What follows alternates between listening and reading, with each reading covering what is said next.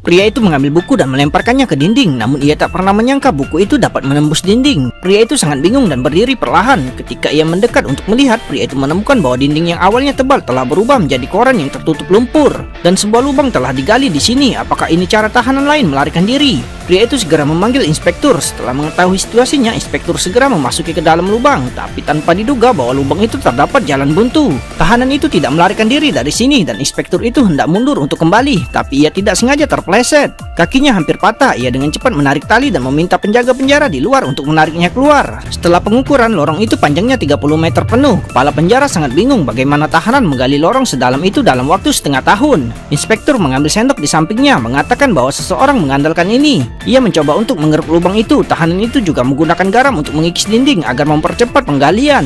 Pria yang tidak percaya itu membuka mulutnya dan ternyata rasanya benar-benar asin. Garam-garam ini berasal dari makanan sehari-hari. Setiap kali penjaga penjara mengantarkan makanan, wanita itu akan mengoleskan sup di dinding untuk mempercepat pengikisan tanah, dan kemudian ia akan menggali dengan sendok siang dan malam. Tapi ini membutuhkan banyak waktu, jadi ia mengajukan permohonan ke penjara untuk meminta banyak buku, mengatakan bahwa ia akan belajar di sel setiap hari. Sebenarnya buku-buku ini memiliki fungsi lain, yaitu untuk menutupi lubang. Ia menyebarkan tanah secara merata di atas kertas, lalu merendamnya dan akhirnya menempelkannya di dinding.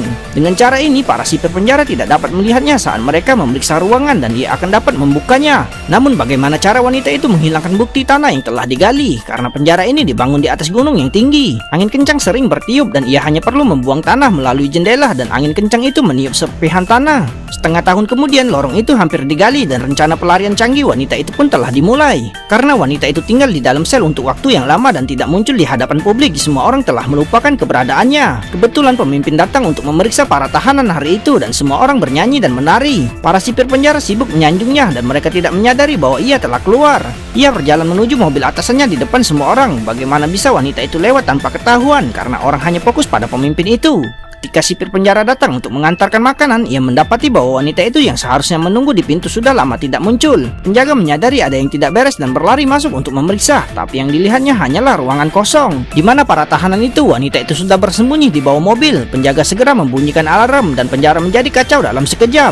Demi memastikan keselamatan pemimpin, sipir mengawal mereka ke mobil. Tanpa ia sadari, tahanan itu melarikan diri tepat di bawah mobilnya. Ketika pria itu tiba di sel, ia hanya melihat lorong, tapi sebenarnya itu hanya tipuan yang digunakan oleh wanita itu untuk membingungkan para penjaga penjara dan mengulur waktu. Kemudian 25 menit telah berlalu dan wanita itu sudah turun dari mobil.